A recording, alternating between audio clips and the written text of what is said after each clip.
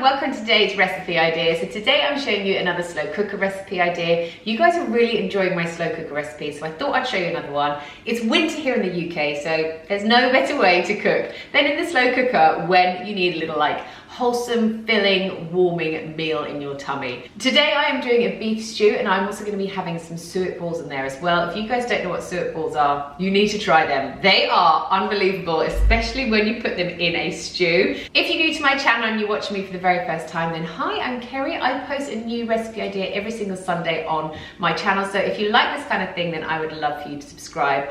Also, don't forget to go and follow me over on Instagram, because I put loads of extra meal ideas throughout the week on my Instagram stories, and they're saved in my highlights and also on my grid too. So if you're not following me over there, then I would love for you to come over and say hi. Right, so for this meal, what you're going to need is some beef. The great thing about a slow cooker meal is you don't have to have the best cut of meat. This is actually just chuck beef, and it's not the best cut at all, but once it's been in the slow cooker for 8 hours, it goes so lovely and tender, which is why you don't need to spend so much money on your meat. You're also going to need some carrots, some celery, some potatoes, mushrooms, 1 onion, and I like to use 3 large garlic cloves. And you're also going to need a beef stock and some suet. I have got vegetable suet, but you can get lots of different kinds of suet as well, but this for me is just my favorite. So to start with, while you're chopping up all your veggies and your onions and your garlic and everything like that, you want to start browning off your beef. While that's browning off, I'm just going to cut up all of my veggies. I have pre-washed them all, and I'm not going to peel them. These are actually like the non-peel carrots, so I'm just going to leave them as it is.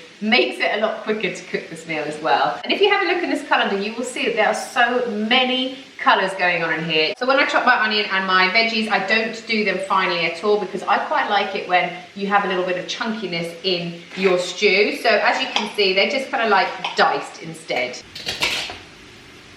Those sound so crunchy and fresh. So as you can see, I have top and tailed my veggies, just taking a really small part off each end. Right, so my beef is now ready, and as you can see, there's like some beef residue on the bottom of the pan, so I'm just scraping that off because I want to add that into my slow cooker, because that is where all the really nice flavours are going to come from. So I'm going to put my beef in first, and then I'm going to put all of my veggies around it. When it comes to the garlic, I'm just going to crush it in instead of just finely chop it, because I think when you crush garlic, it just releases a bit more flavour, but you can do whatever you like. Right, moving on to the new potatoes, I'm literally just going to halve them and stick them straight into my slow cooker pot.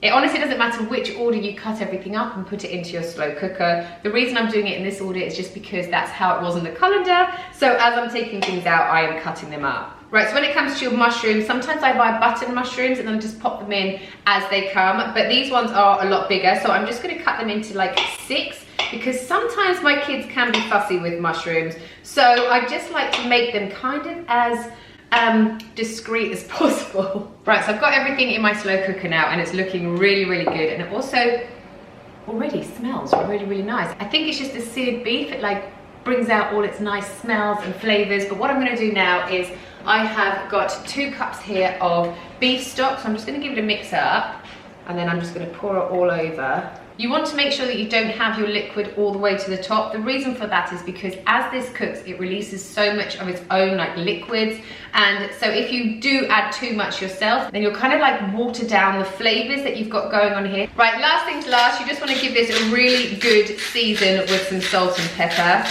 There is a lot of kind of seasoning in your beef stock as well, but I do find that it just needs a little bit of extra seasoning yourself. Right, so that's ready to go. I'm going to put it on low on my slow cooker for 7 hours, and then after 7 hours, I'm going to add in my suet balls and then cook it for a further 1 hour so the suet balls get cooked as well. But literally that took me 10 minutes. Such an easy recipe to cook before you go to work, before the kids go to school, and then it'll be ready for you when you all come home. Right, so my stew has been cooking for 7 hours on low now, so I'm going to make my suet balls and then I'm going to pop them in there. So basically, when you make your suet balls, just read the back of the label and it'll tell you how to do it. So on mine it says I need to add 50 grams of this, which is a quarter, 100 grams of flour, and 75 ml of water. So that's what I'm going to do. I'm going to roll them into 8 little balls and pop them in there, and then they're going to soak up loads of the excess juices from my stew.